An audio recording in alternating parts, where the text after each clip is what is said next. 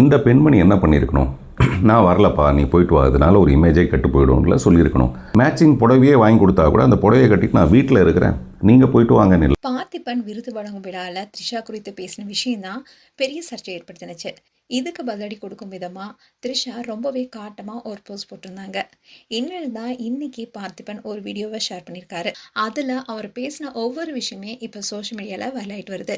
அதுல அவர் ஆரம்பத்துல என்ன சொன்னார்னா, த்ரிஷாவை நான் பாராட்டணும்னு நினைச்சேன், இந்த நேரத்துல ஒரு திரைப்படத்துடைய நட்சத்திரங்கிறத மீறி த்ரிஷாவுக்கு என்னுடைய மனப்பூர்வமான வாழ்த்துக்களும் பாராட்டுகளும் ரோலிங்னு சொல்லிட்டு உடனே மைக் டெஸ்டிங்னு சொன்னாரு. என்னதான் நம்ம ஷார்ப்பா புத்தி கூர்மையா மைக்ல பேசினா கூட அது புத்திசாலித்தனம் ஆயிடாதுன்னு ஒரு பழி இருக்கு. அதனால நான் ஒருவேளை முட்டாள்தனமா தவறி பேசினா கூட நீ அதை சரி செஞ்சு சொல்லணும் அப்படின்னு ஆரம்பிச்சாரு. இதை தொடர்ந்துதான் அவர் த்ரிஷா பத்தி பேச ஆரம்பிச்சாரு.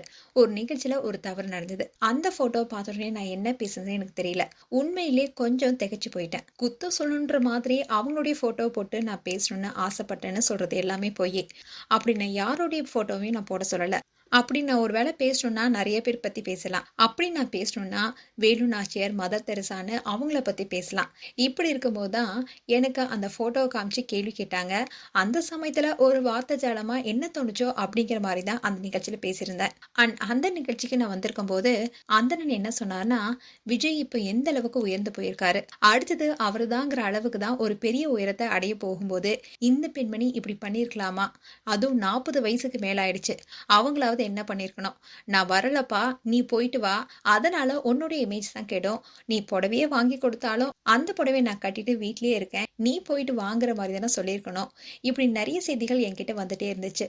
இதுல உண்மையான விஷயம் என்னன்னா, திரு விஜய் அவர்களுக்கு கிட்டத்தட்ட நிறைய விஷயங்கள்ல அவருக்கு பாதிப்பு வராம தான் இருந்துச்சு. இவ்வளவு பாதிக்கும் காரணமான ஒரு நிகழ்ச்சி, அந்த நிகழ்ச்சியில இந்த பெண்மணி கலந்து கொள்ளாம இருந்திருக்கலாம் அப்படிங்கிறது தான் என்னுடைய அடி மனசுல இருந்துச்சு. பட்டதை நான் அந்த இடத்துல சொல்லியிருந்தேன். அந்த மேடைக்கு போனதுனால அதுல இருந்து வந்ததுக்கு அப்புறமா எவ்வளவு பிரச்சனை ஆயிடுச்சு. ஒரு பெரிய ஆதங்கம் தான். இப்ப நண்பர் சமுத்திரக்கனி கூட பேசியிருந்தாரு. அதுல கூட அவர் என்ன சொல்லியிருந்தாரு, யார்கிட்ட உன்னோட ஈகோவை காட்டுறங்கிறது தான். எதுக்காக இப்படி சொல்றாங்க, அவங்களுடைய வளர்ச்சியில எந்த தடையும் வரக்கூடாதுன்றதுக்காக தான். அதே மாதிரி தான் நண்பர் பாண்டேவும் நீங்க குந்தம் விஷயத்த மட்டும் பேசாம தவிர்த்திருக்கலாம்னு சொல்லியிருந்தாரு. ஏன் நான் கேட்டதுக்கு தான் நீங்க நாளைக்கு பான்னு சொன்னாரு.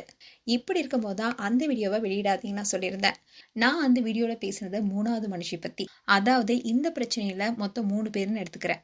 முதல் என்னுடைய அன்பு நண்பர் விஜய், அவரோட வளர்ச்சி பார்த்து நான் ரொம்பவே சந்தோஷப்படுறேன். 2வது இடத்துல அவருடைய மனைவி, விவாகரத்து பெறாத வரைக்கும் அவர் தான் அவருடைய மனைவி. 3வது மனுஷி பத்தி தான் அதுல பேசியிருந்தேன், அவங்க வீட்டுல இருந்திருக்கலான்னு. ஆனா இது எல்லாமே பெண்களுக்கு எதிரான ஒரு விஷயம் ஆயிடுச்சு. பெண்கள் எல்லாமே வீட்டுக்குள்ளேயே இருங்க அப்படின்னு சொன்ன மாதிரி ஆயிடுச்சு. அதனாலதான் வருத்தம் தெரிவிச்சு ஒரு வீடியோ ஷேர் பண்ணேன். ஆனா அதுல கொஞ்சம் ஏஐலாம் சேர்த்து பண்ணதுனால அந்த வீடியோலாம் ரெக்கார்டிங் முடிஞ்சு வரதுக்கு ஈவினிங் ஆயிடுச்சு. அதுக்கப்புறமா தான் அந்த வீடியோ வெளியானுச்சு. ஆனா இப்படி ஒரு ட்வீட் வரப்போகுதுன்னு தெரிஞ்சிருந்தா நான் வருத்தமே தெரிவிச்சிருக்க மாட்டேன். அதை பார்த்ததுக்கு அப்புறமா எனக்குள்ள ஏதோ ஒரு பாதிப்பு ஏற்பட்டுச்சு. என்னுடைய செயலுக்கு அவங்க கருத்து தெரிவிச்சிருக்க கூடாது, எதிர்ப்பும் தெரிவிச்சிருக்க கூடாதுன்னு நான் சொல்லல. ஆனா சமீப காலங்கள அவங்கள பத்தி வந்த கொச்சையான ரொம்பவே அசிங்கமான நிறைய கருத்துக்கள் இங்க இருக்கு. அதோட நான் வருத்தம் தெரிவிச்சுக்கிறேன்னு சொன்னதே பெரிய தப்புன்னு அதனாலேயே வி ஸ்டாண்ட் வித் பார்த்தி பண்ண ஆரம்பிச்சாங்க. இந்த வீடியோவை முடித்துக்கொண்ட இவரு இந்த பேச்சை மீண்டும் தொடரலாமான்ட்டு கேள்வியோட முடித்திருக்காரு. ஸோ இன்னொரு வீடியோவையும் அவர் வெளியிடுவார்னு எதிர்பார்க்கப்படுது.